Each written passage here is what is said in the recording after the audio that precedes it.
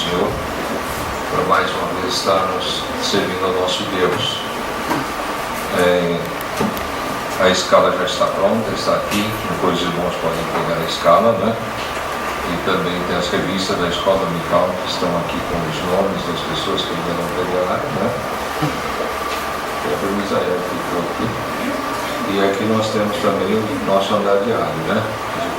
Esse começa em janeiro, não está tão longe, né? Janeiro. Então já pode levar para casa, não é? Muito bem. Vamos hoje para o livro de Apocalipse, mas vamos para Apocalipse capítulo 8. Vamos esquecer a carta ao Ministério um pouquinho, assim nós não cansamos muito, né? De ficar só no assunto. Vamos voltar para a tribulação. Apocalipse capítulo 9.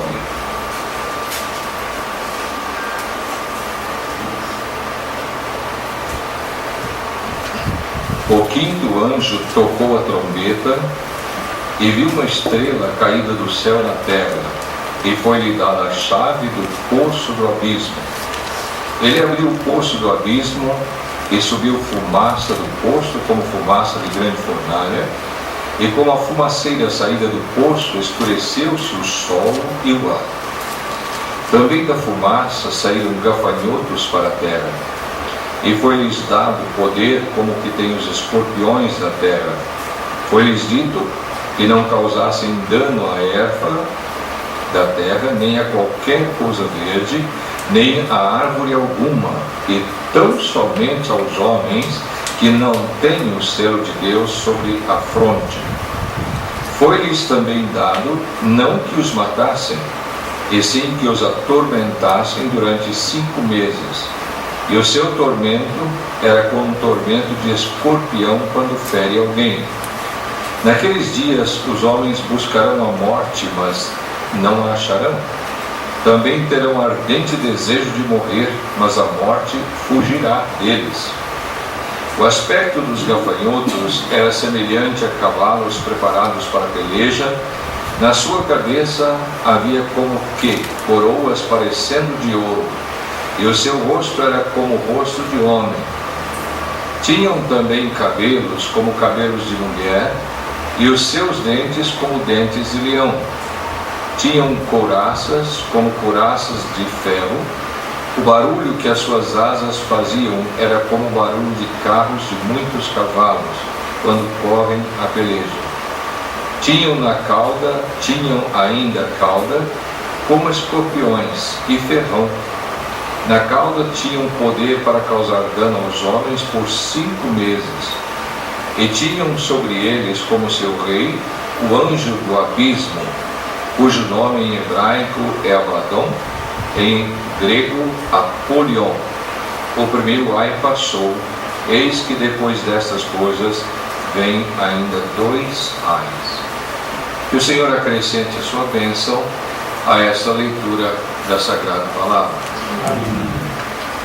Nós já estivemos olhando para o capítulo 8, considerando as trombetas mencionadas aqui no Apocalipse, e nós temos então observado já no capítulo 8 como de fato, né, uma destruição está prevista.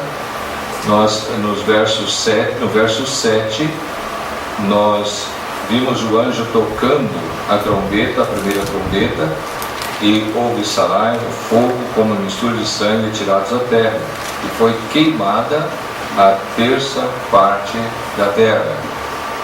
Depois nós vimos no versículo 8, 9 até o 8 e 9, nós vimos também que a terça parte da criação que tinha vida existente no mar foi destruída. A terça parte das embarcações também.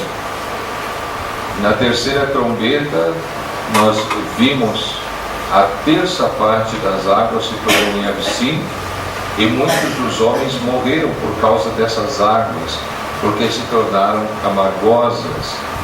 E depois, na quarta trombeta, nós vimos então como o sol, a lua escureceu, e na terça parte, e a terra sofreu então uma grande destruição. Nós observamos a terça parte, né, nesses versículos. Nós temos mencionado a profecia de Zacarias, como ele mencionou que 2/3 da terra seria destruído, e a terça parte ficaria na terra e passaria pelo fogo da purificação. E é interessante quando nós pensamos então nessa colocação que nós temos aqui em relação às trombetas, esses juízos executados por Deus, né? Nós vimos as fontes, os rios, o mar, a erva verde, tudo sendo destruído na sua terça parte. Agora nós estamos na quinta trombeta, e é bem interessante também observarmos o que a quinta trombeta nos traz. E nós lemos: o quinto anjo tocou a trombeta e vi uma estrela caída do céu na terra, e foi-lhe dada a chave do poço do abismo.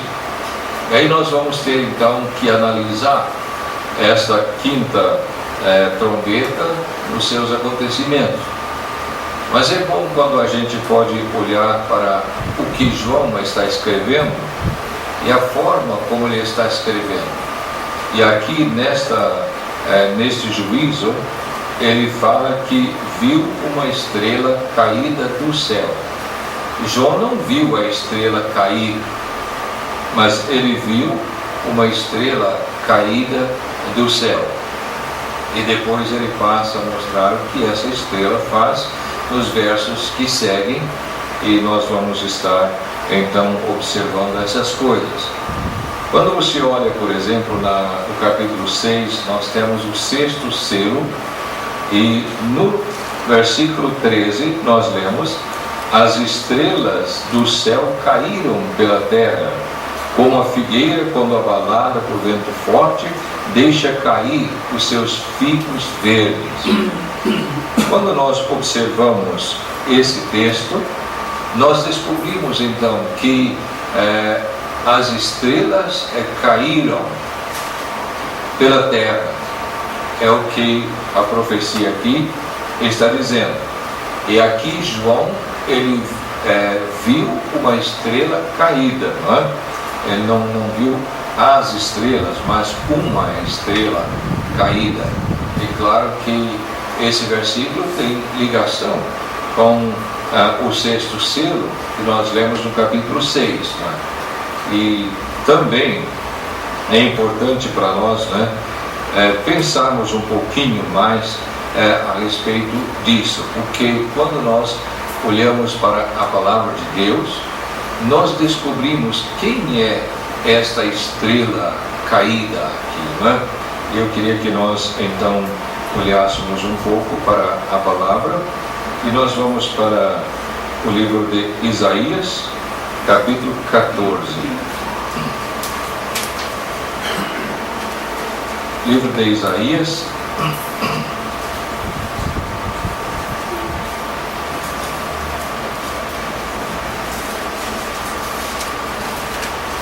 capítulo 14, e vamos ler o verso 12. Como caíste do céu, ó estrela da manhã, filho da alva, como fostes lançado por terra, tu que debilitavas as nações. Tu dizias no teu coração: eu subirei ao céu, acima das estrelas de Deus exaltarei meu trono, e no monte da congregação me assentarei, nas extremidades do norte. Subirei acima das mais altas nuvens e serei semelhante ao Altíssimo. Contudo, serás precipitado para o reino dos mortos, no mais profundo do abismo. Quando nós olhamos para esse trecho da palavra, nós vemos exatamente a rebelião de Lúcifer. Lúcifer foi um anjo criado por Deus, um querubim da guarda, e de fato a sua beleza era extrema, ele era um ser realmente bonito, e o mais poderoso entre as criações celestiais. Mas nós lemos aqui em Isaías 14 exatamente o que aconteceu no coração dele. Entrou o orgulho, a arrogância, o desejo de ser grande, e ele quis ser maior do que o seu Criador. E ele diz aqui nas palavras que nós lemos: eu subirei ao céu, acima das estrelas de Deus, e exaltarei o meu trono no monte da congregação, me assentarei nas extremidades do norte. Então, quando ele fala subirei acima das estrelas, eu não penso que ele está falando das estrelas aqui, mas ele está falando dos anjos, acima de todos os anjos, acima do trono de Deus, ele queria estabelecer o seu trono.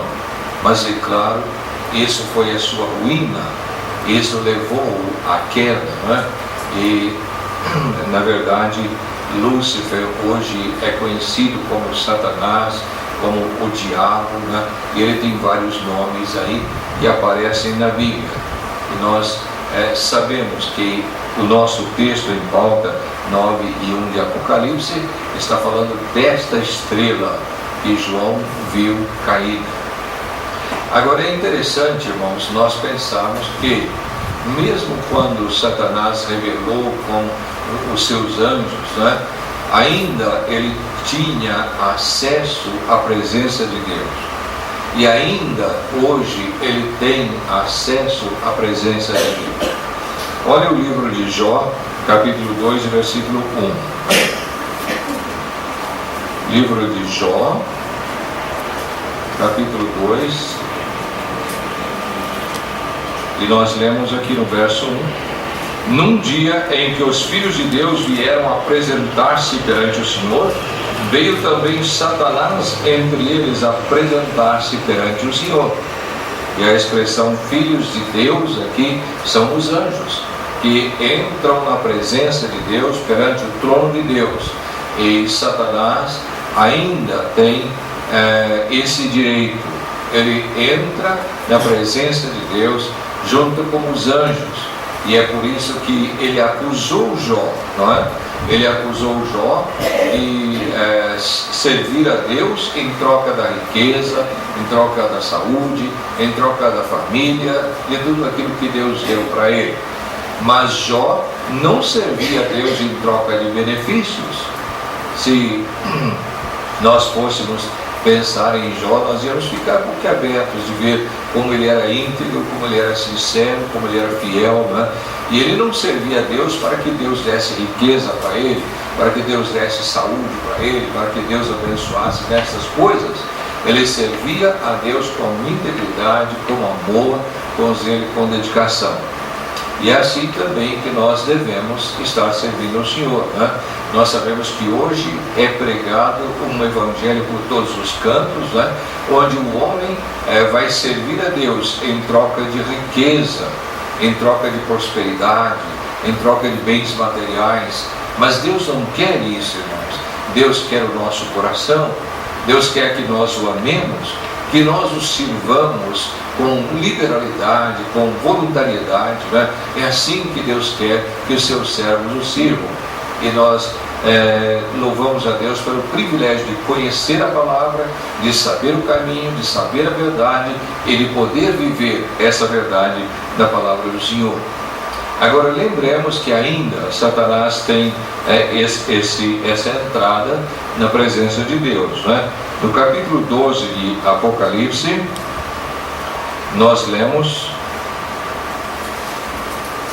versículo 7: houve peleja no céu, Miguel e os seus anjos pelejaram contra o dragão, também pelejaram o dragão e seus anjos, todavia não prevaleceram, nem mais se achou lugar no céu para eles. Foi expulso o grande dragão, a antiga serpente que se chama Diabo e Satanás, o sedutor de todo mundo, sim, foi atirado para a terra e com ele os seus anjos. Então aqui, nesse dia, é que Satanás perde todo o direito nos lugares celestiais, na presença de Deus, né? Não pode mais entrar ali.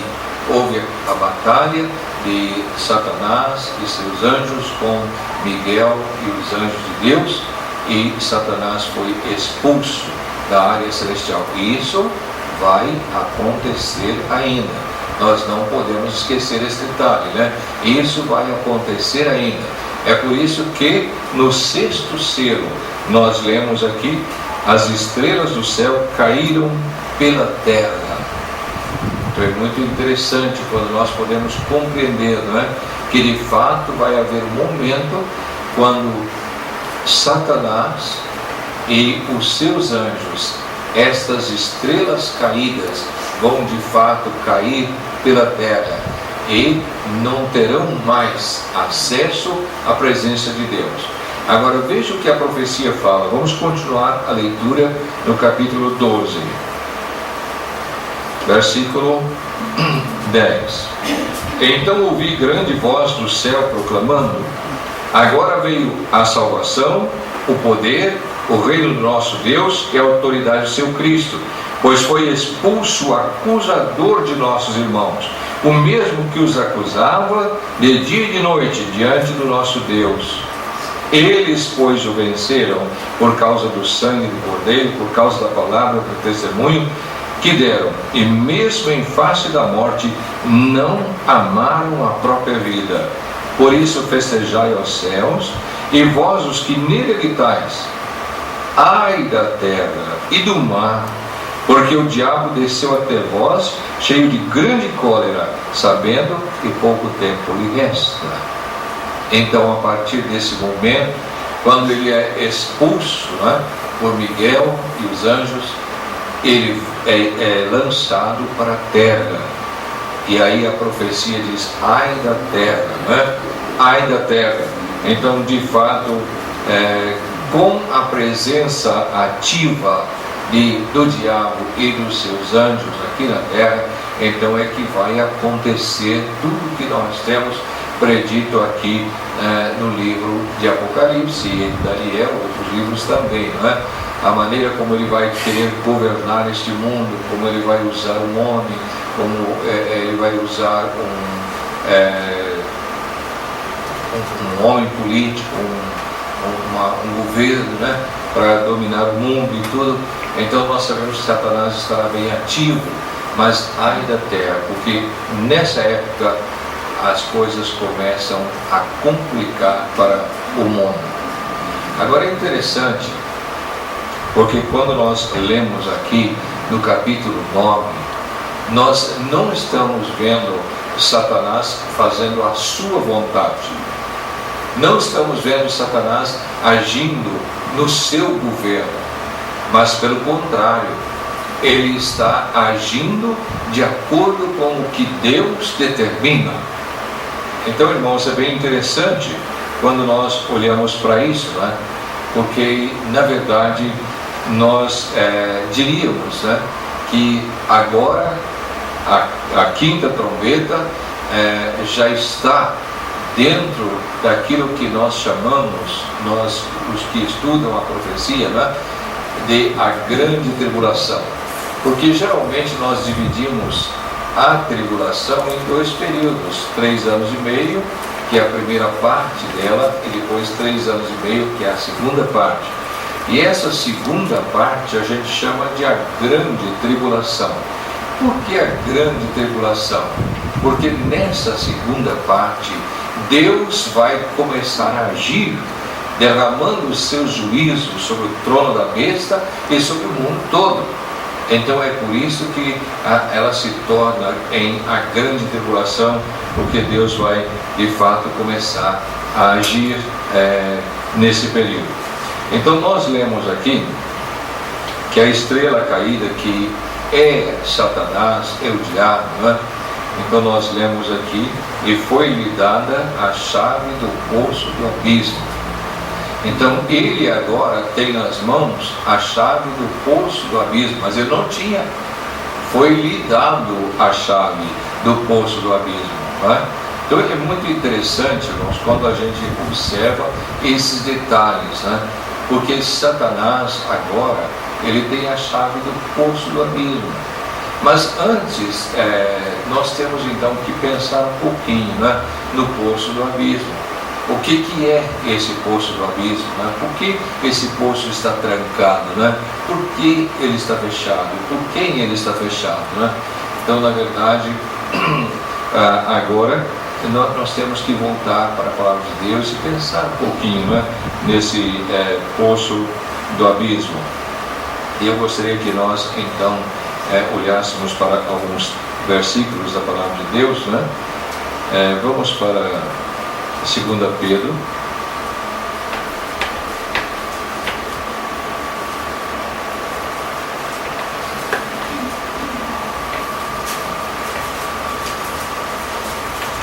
Desculpa, irmãos, é 1 Pedro, capítulo 3.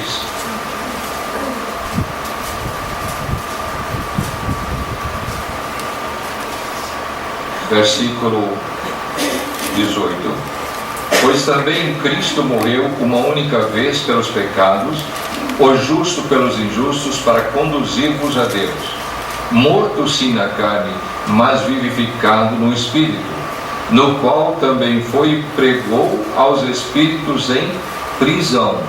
Então veja bem, espíritos em prisão, os quais noutro tempo foram desobedientes, quando a longanimidade de Deus aguardava nos dias de Noé, enquanto se preparava a arca, na qual poucos, a saber, 8 pessoas, foram salvos através da água. Agora sim, vamos para 2 Pedro, né? Capítulo 2. E veja o verso 4. Ora, se Deus não poupou anjos quando pecaram, antes precipitando-os no inferno, os entregou a abismos de trevas, reservando-os para o juízo. Aí nós vamos parar um pouquinho, depois nós avançamos mais. Mas observe bem que aqui nós temos então anjos que pecaram, mas que Deus prendeu-os no abismo e reservou eles para o juízo. Agora é bem interessante quando a gente olha isso, né? Porque quando nós lemos na palavra a respeito de Satanás e dos seus demônios, né? Que hoje nós chamamos de demônios, mas eram anjos. Então nós descobrimos que de fato, né, Satanás, quando foi expulso da presença de Deus, daquela rebelião, ele levou consigo a terça parte dos anjos. Agora esses Satanás e esses anjos que saíram com ele, que hoje são conhecidos como espíritos maus, demônios, né? Palavras diferentes, Satanás é Lúcifer também, é Satanás, é o diabo, é o adversário, coisa assim, não é?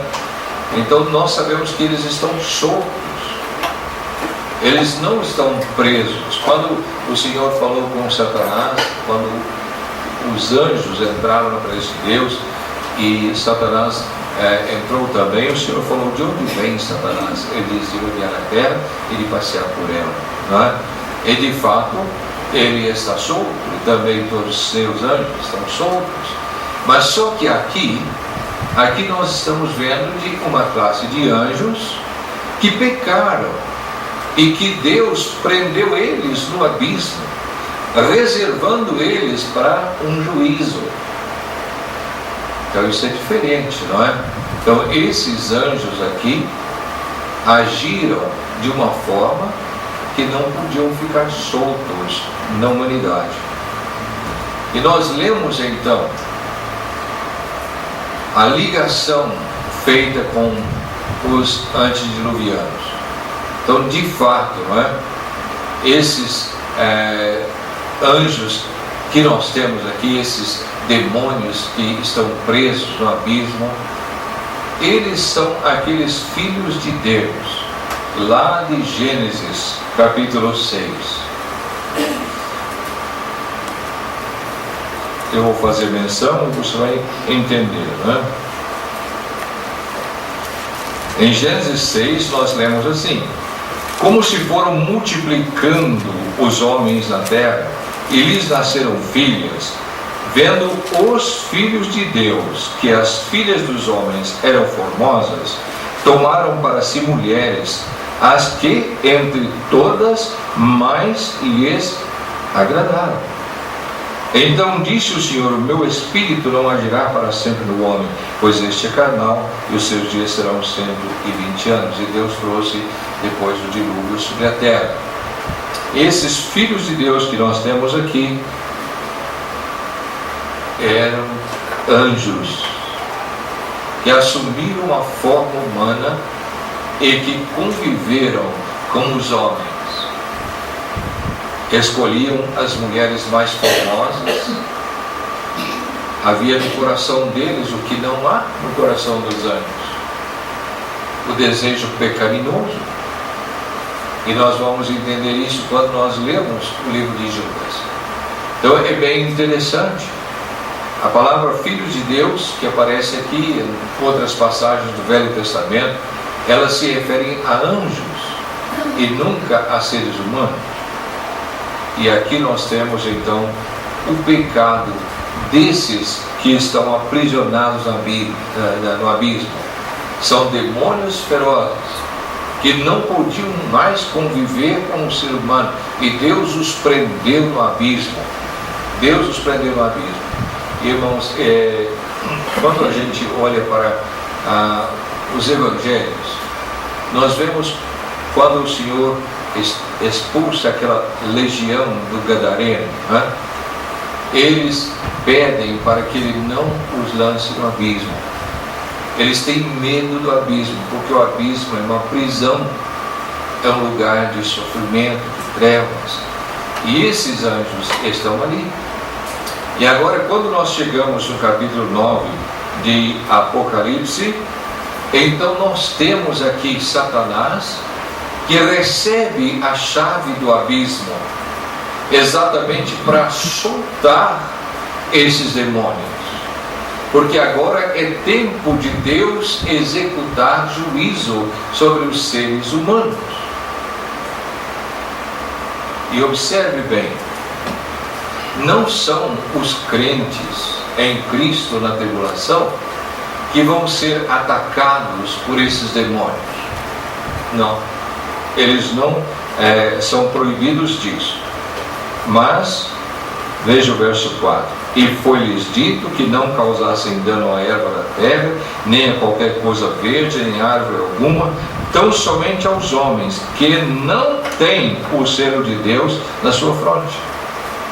Então eles iam atacar pessoas descrentes, pessoas que não pertenciam ao Senhor naquele período da tribulação.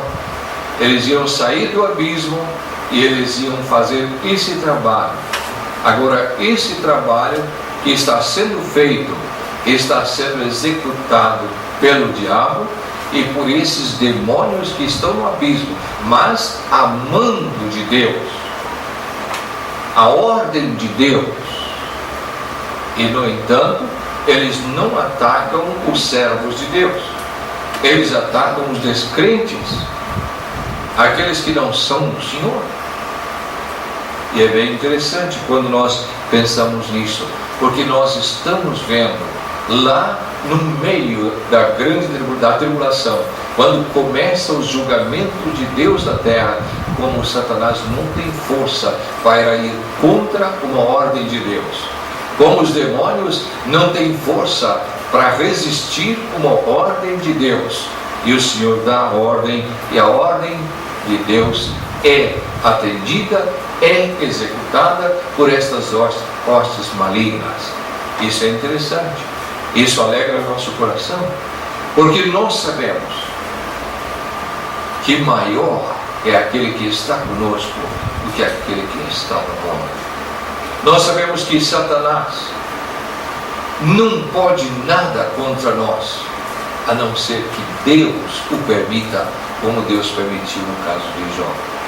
Então nós temos confiança, temos fé no Senhor, temos gozo em servir a Deus, e nós sabemos que a proteção de Deus, o amparo de Deus está sobre nós. Não importa o que Satanás queira fazer, o que os demônios queiram fazer, o nosso Deus é maior e Ele vai nos proteger a todo momento de nossa vida. Veja o que Paulo fala ainda com esse pensamento, depois nós voltamos aqui, não é? 2 Timóteo,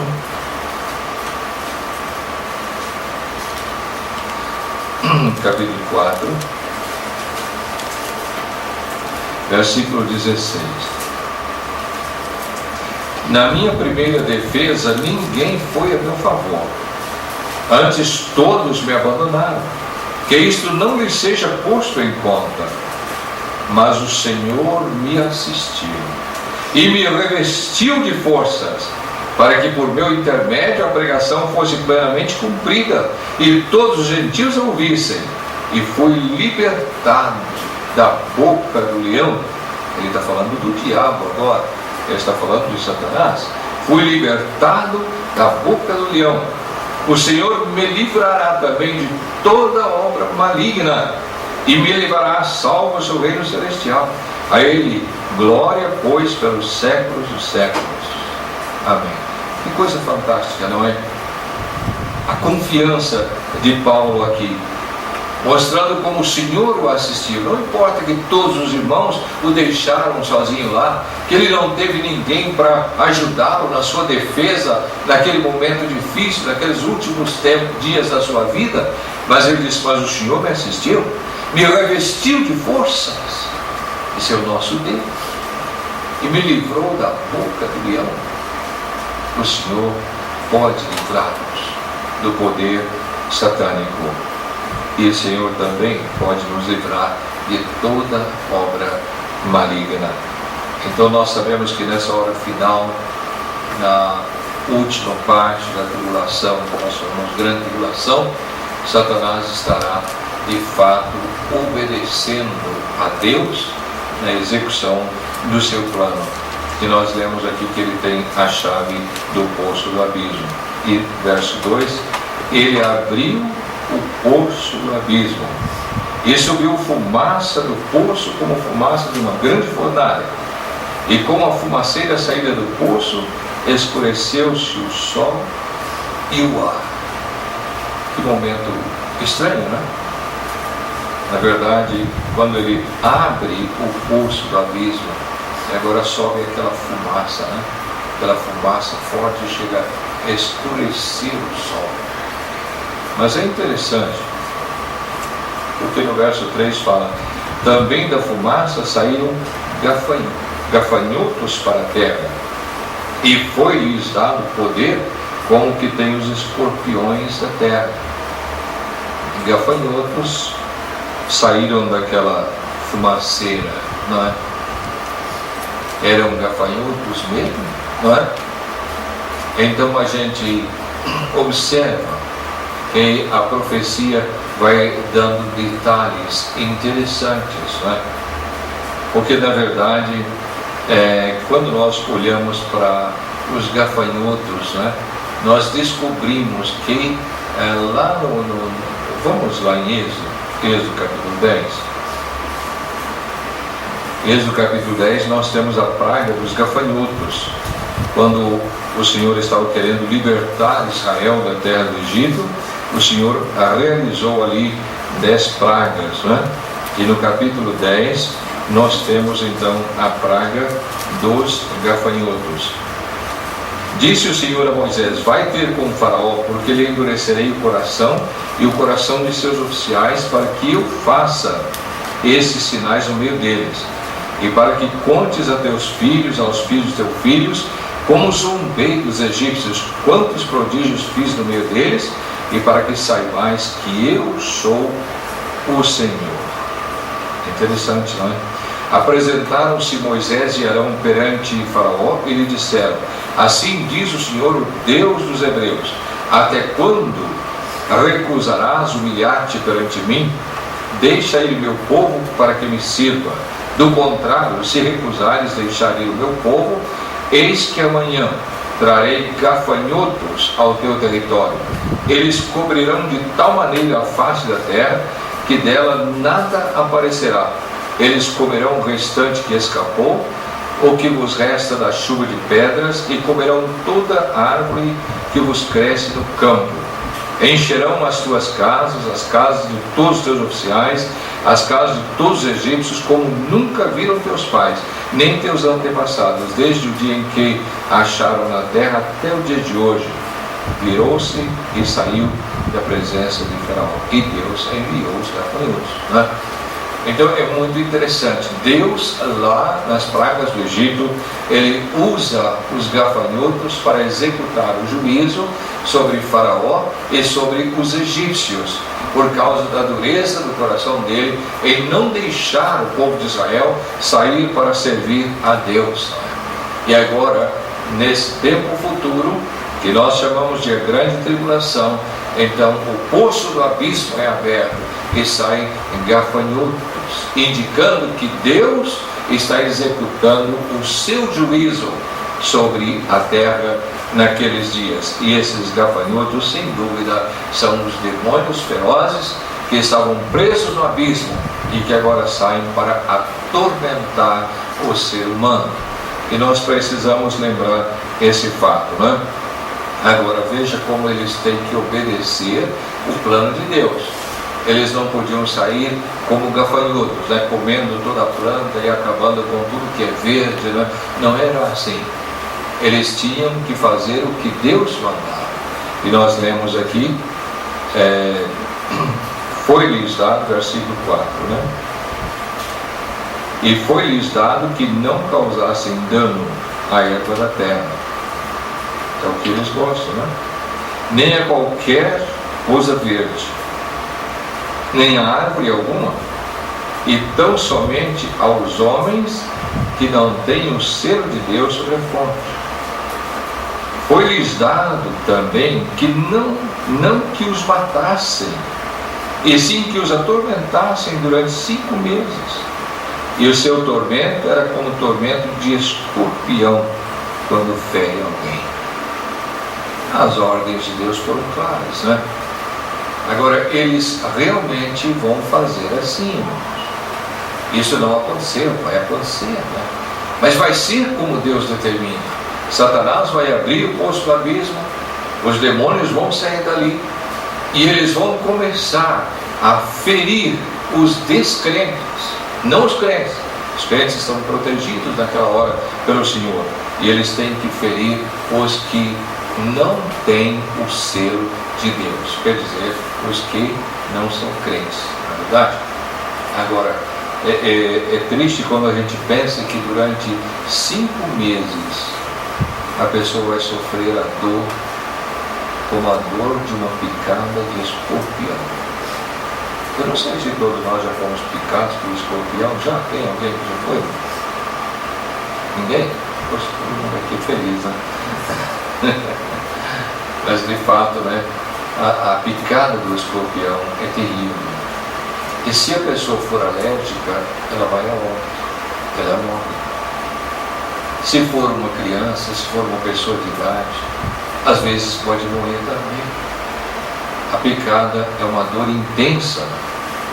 Geralmente dura 24 horas a dor. Agora aqui ela vai durar 5 meses, não é verdade? Durante 5 meses, gafanhotos vão estar fazendo esse trabalho. Esses demônios, né, chamados gafanhotos, o fato de ser gafanhotos é porque estarão executando um juízo de Deus.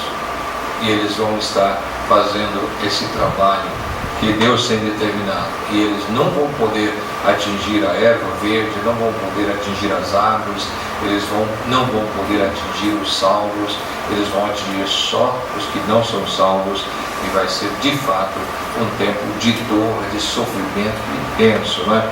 Nesse período aí. Nós vamos então procurar guardar isso aí que nós já estudamos, e outro dia nós voltamos a considerar isso aqui, né? Agora é bom a gente então guardar no coração, lembrar, né, o que é a estrela, lembrar o que é o poço do abismo, o que são os anjos que estão no poço do abismo, né? E assim nós vamos ter uma visão mais clara dessa parte da profecia do Apocalipse, a quinta trombeta. Outro dia nós terminamos ela e vamos avançando para outra trombeta também. Que Deus nos ajude a entender, a compreender e a viver sempre no caminho de Deus e sob a proteção desse grande Deus que é o nosso Deus. Amém.